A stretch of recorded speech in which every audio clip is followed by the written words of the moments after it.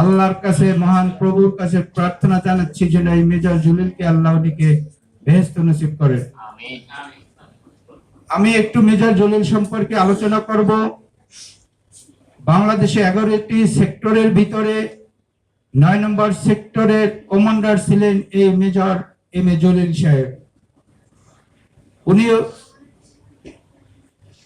বরিশাল জেলার উজিরপুরে তার 9 ফেব্রুয়ারি 1942 সালে জন্ম।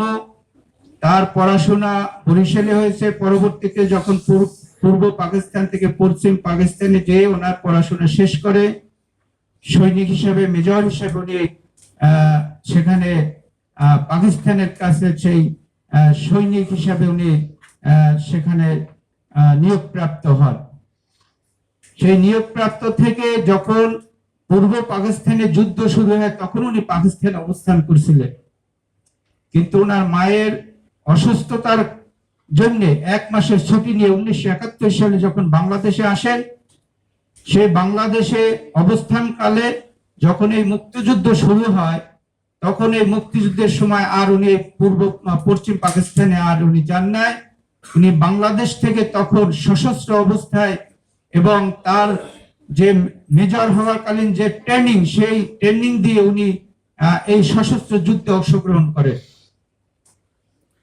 11টি সেক্টরের ভিতরে 1 নম্বর সেক্টর ছিল মেজর জিয়াউর রহমানের অধীনে এবং 9 নম্বর আমাদের খুলনা কিছু অংশ, বরিশাল, পটুয়াখালী নিয়ে এই অংশ ছিল 9 নম্বর সেক্টরের এলাকা। এই 9 নম্বর সেক্টর যখন বরিশাল, পটুয়াখালী যখন হানাদার মুক্ত হয় এবং সেই মুক্তের যে সশস্ত্র যোদ্ধা ছিল সেই ছিল major Jalil Ziaur Rahman, major Jalil M A Jalil.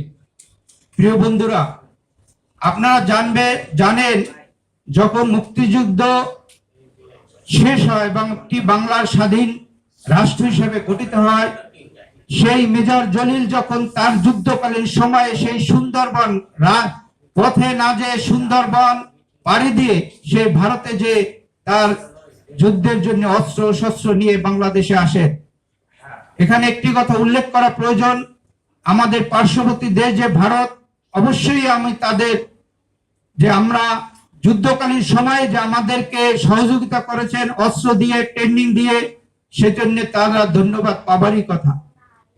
কিন্তু যখন মুক্তিযুদ্ধ শেষ হয়, এই মুক্তিযুদ্ধের শেষে যখন ভারতকে আহ্বান জানালো মরহুম শেখ মুজিবুর রহমান জিয়া, যে তখনকার প্রধানমন্ত্রী ইন্দিরা গান্ধীকে, যে আপনার সৈন্যকে আপনি সরিয়ে নেন, এই সরিয়ে নিয়ে যাওয়ার জন্য যখন ভারতের সৈন্যরা বাংলাদেশ থেকে যাচ্ছে, তখন যশোর অন্যান্য বর্ডার থেকে, বাংলাদেশের ক্যান্টনমেন্ট থেকে তখনকার সর্বশেষ যে বাথরুমের কমোড পর্যন্ত খুলে নিয়ে যাচ্ছিল, তখন এই মেজর জলিল বাধা দিয়েছিল, যেটা আমাদের দেশের সম্পদ, এগুলো আমাদের জনগণের সম্পদ, এগুলো বাংলাদেশের স্বাধীনতার সম্পদ।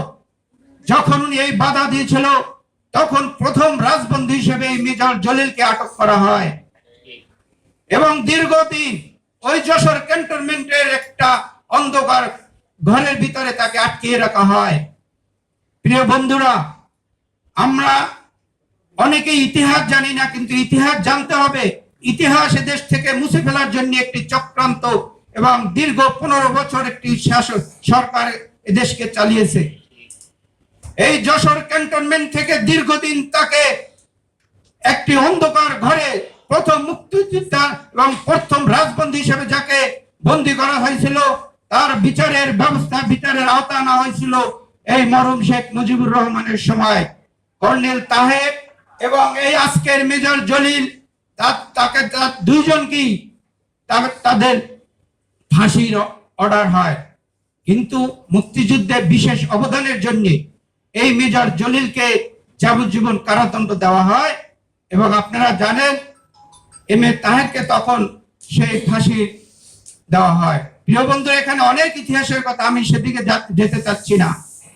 আজকে একজন মেজর জলিল হচ্ছে সেক্টর কমান্ডার নয়, তাকে মুক্তিযুদ্ধের যে সুবিধা এবং মুক্তিযুদ্ধের যে মর্যাদা, মুক্তিযুদ্ধে যে দেশে স্বাধীনতার চেতনা বহন করে সে থেকে বঞ্চিত করা হয়েছে। মুক্তিযোদ্ধারা কখনো সমাজের কাছে কোনো বোঝা নয়। মুক্তিযোদ্ধারা কখনো কার কাছে যে দয়ার পাত্র নয়। মুক্তিযুদ্ধের এদেশের মানুষকে, এদেশের মানুষ যখন মুক্তিকামী দিয়েছে, তাদেরকে নিজের মর্যাদা নিয়ে বেঁচে থাকাই হচ্ছে জলিলের সেই প্রত্যাশা ছিল।